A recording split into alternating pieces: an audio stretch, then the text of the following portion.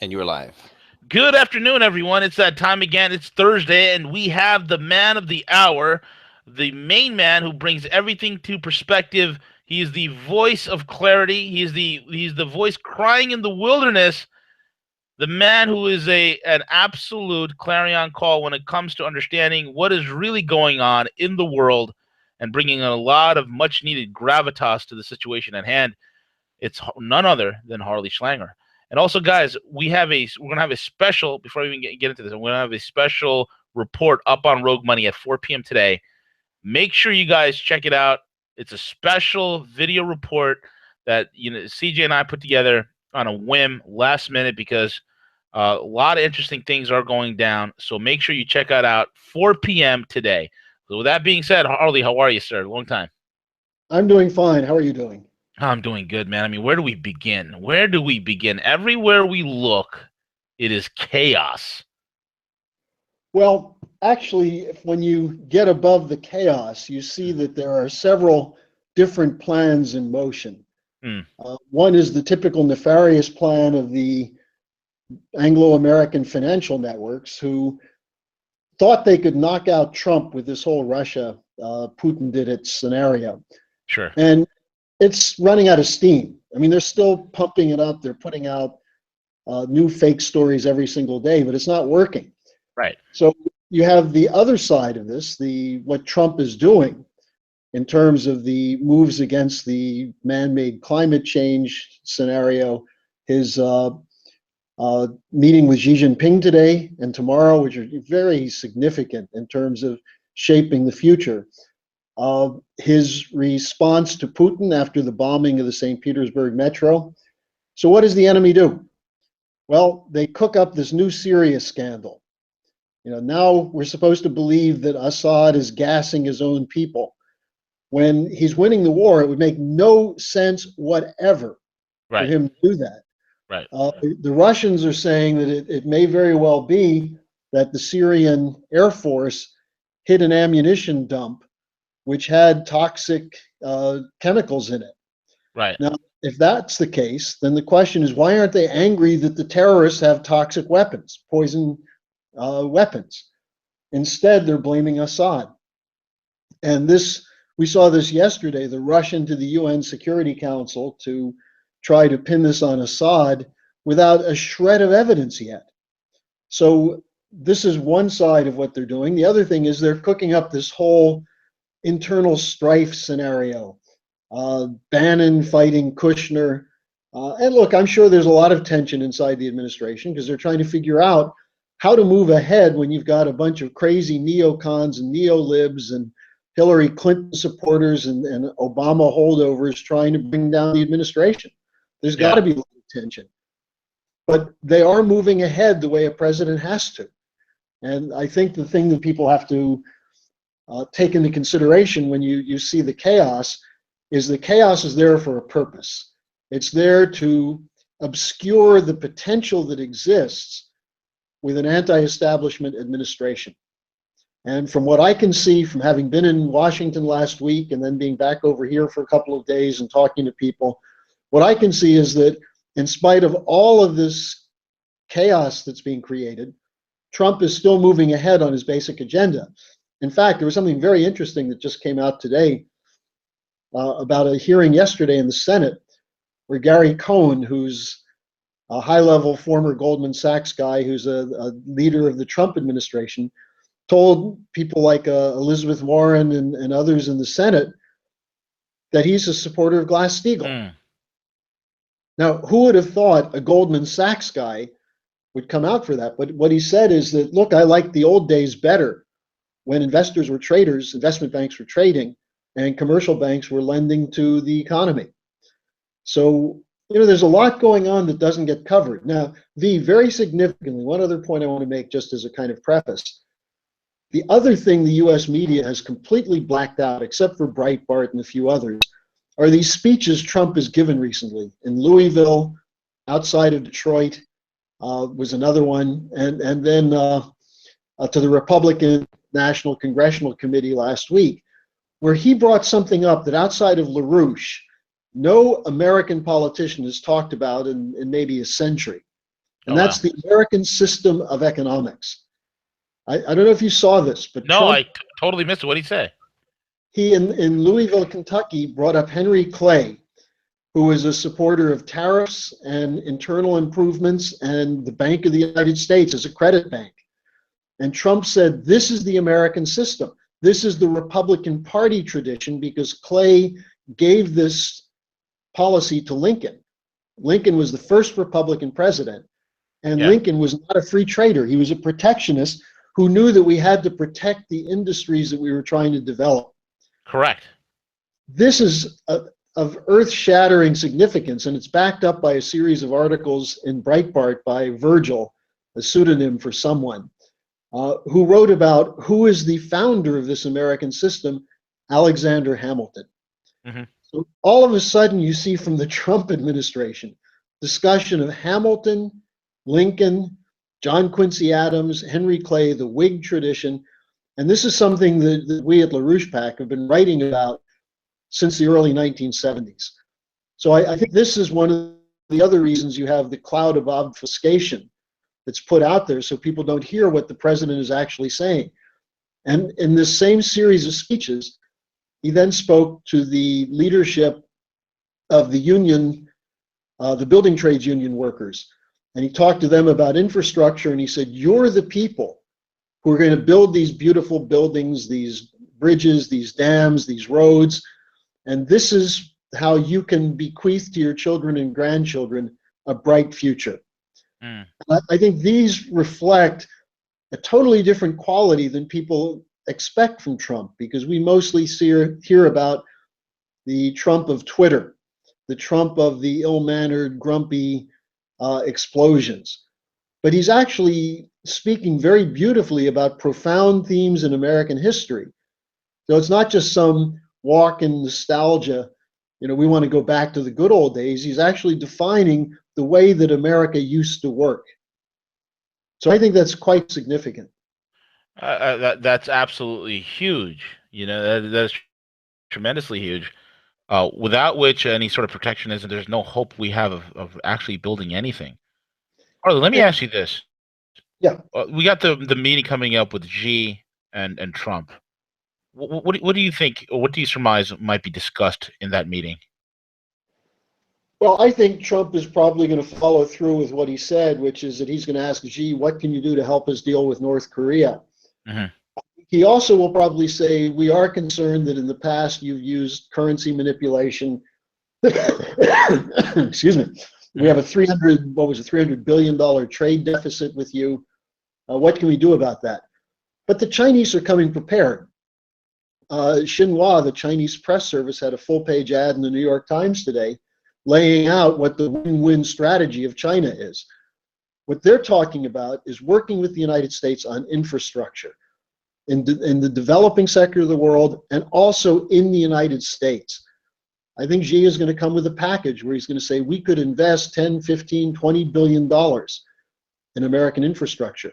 They may make a proposal that they use US treasuries as a deposit in an infrastructure bank in the United States to Yeah. help generate the credit for it. I think he also is going to talk to Trump about the initiative that Jack Ma of Alibaba took, which is how do we expand trade between our two nations? And one of the things the Chinese are saying is, look, you want to revive the steel industry in the United States? Fine, we'll cut back the export of Chinese steel to you. We need steel for other projects. We think it would be important for the United States to have a steel industry again. So I think there are a lot of things that Trump and Xi can find as common ground. Now, I think at the same time, the Financial Times ran this interview with Trump the other day that made it sound as though Trump was saying, if China doesn't do anything with North Korea, the US is going to annihilate North Korea. Hmm. And what the White House said is that the Financial Times dramatically cut the actual content of the interview with Trump to make it sound much more aggressively militaristic than it was. I'll give you another example of that. The head of the Strategic Command of the United States, General, I think it's Heitner is his name, or Heitman, spoke before the Congress the other day and warned about new Russian missile technology. And this was the headline: Russians have missiles that can destroy Europe that we can't stop. And he did say that. But he also said, look, we need aggressive engagement. We need to sit down face to face with the Russian military. Right. We need to have phone conversations rather than risk misunderstandings. And this is the line that's coming out now from key networks in the military, in the intelligence community, which is not corrupted and perverted by the deep state. And this is what Trump is talking about. So again, the US media is doing a terrible disservice to the American people by the lying and the corrupt reporting, and also the omissions. You want to talk about fake news, what they're not reporting is a form of fake news. Yeah. Yeah, absolutely right. It's them not mentioning anything, not talking about it is a big, big, big problem. They're helping to obfuscate the truth. Well, and what you have is a new paradigm coming into existence around financial and economic matters, around trade and infrastructure development, and hopefully around counterterrorism measures. Now, in Europe, the whole situation is in a state of chaos, and in Europe, it's real chaos. Mm-hmm. The French election is fully underway, and no one's going to get more than 33% of the vote in the first round.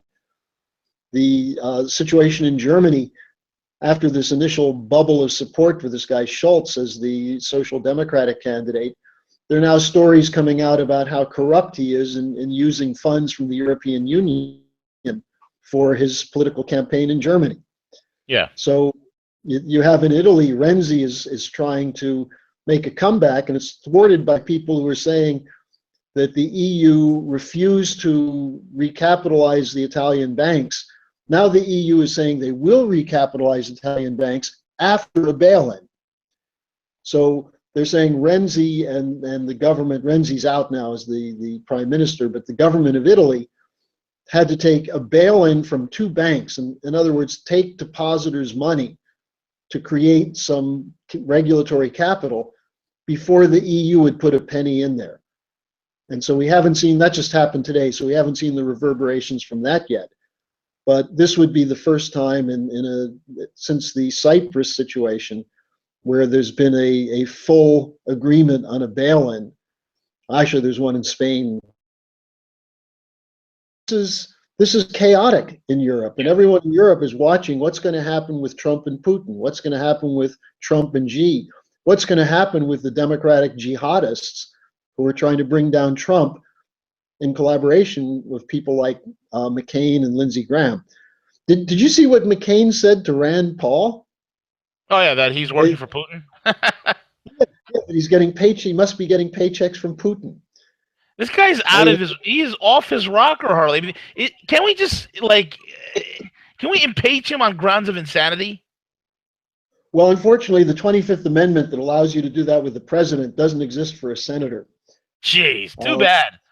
Maybe the people from Arizona should go to his next town meeting with a bunch of straitjackets. Yeah, and then straitjacket him while he's speaking, and then have somebody shove lithium pills down his throat at the same time. Yeah, and give him a nice, pleasant place to rest for about the next 20 years. Well, then his girlfriend, Lindsey Graham, will be heartbroken, Harley. Well, I think Lindsey swings his rear end around enough in Washington that he can find someone else. But what you've got, and V, this is really, we make fun of the fact that these guys are in an alternative universe that is they really are real, but they still have enormous power. They still have access to the media. And these are networks that have been operating against the interests of the American people. And it's interesting that someone who's a billionaire, who you would think would have no inclination to help the average person or no inkling of what people are experiencing, but he's actually articulating policies that will help. Now, he's also got some policies that aren't so good, but that's much less important than the overall direction of what he's trying to do. He is running an insurrection against the establishment, and this establishment is using every tool in the tool.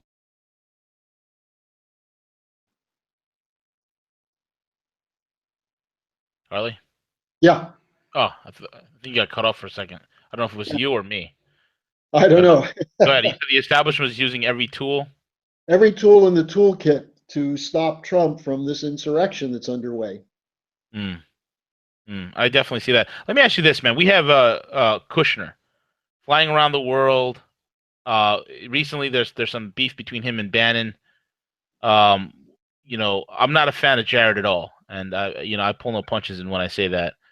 I think the guy's a liability. What say you?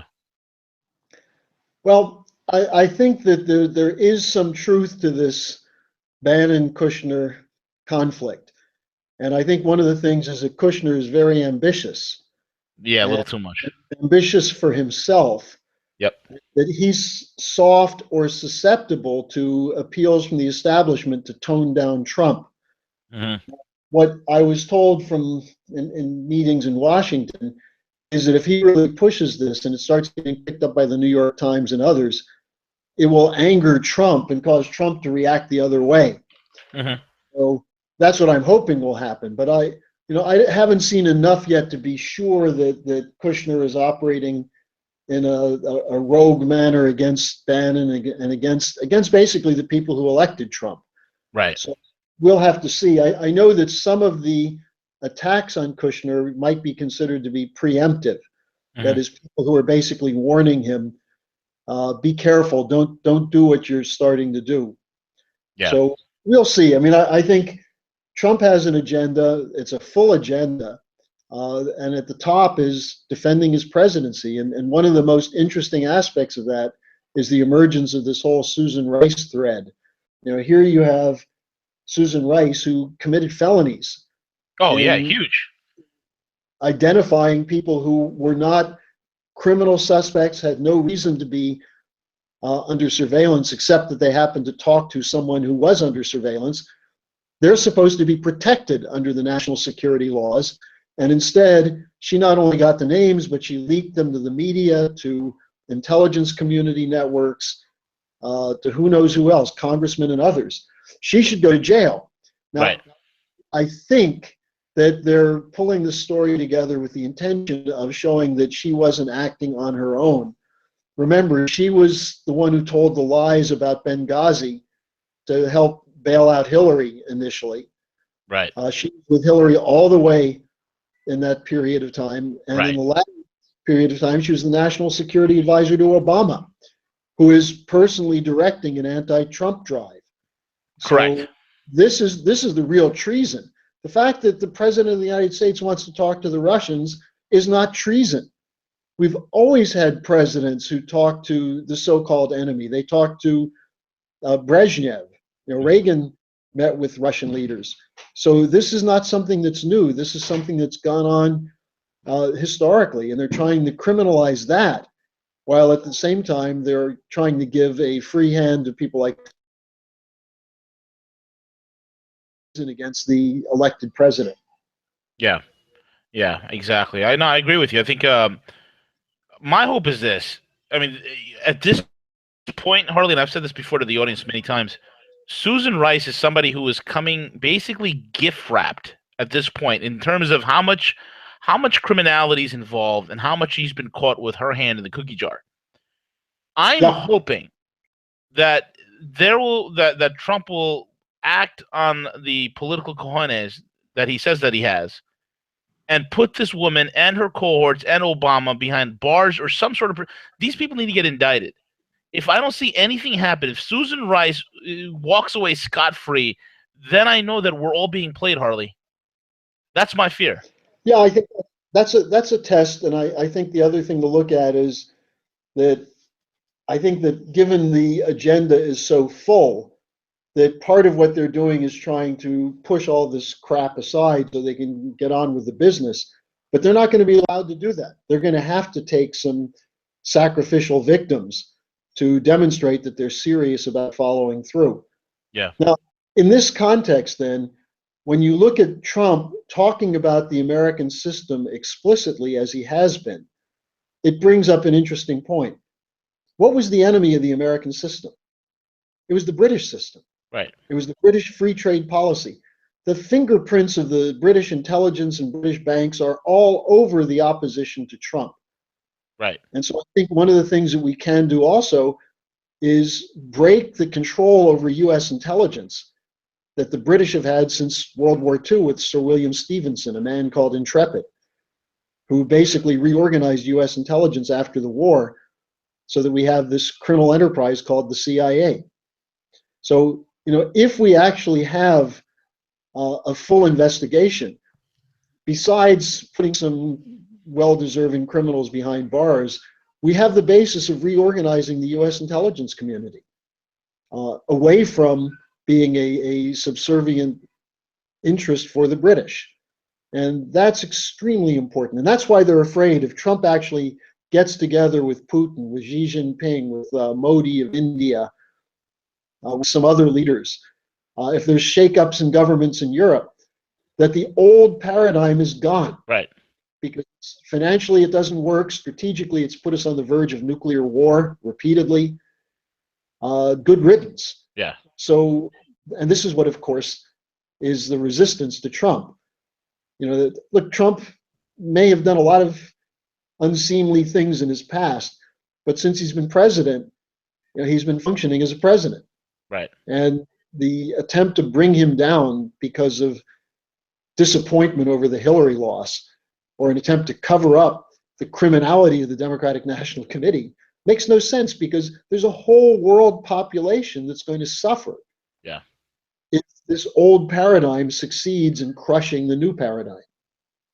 Correct. So I would urge people to go to LaRouchePAC.com. We have the whole story on the American system. We're the experts on it. When I got back to Europe, I had a whole bunch of emails and calls because I always talk about the American system. Mm-hmm.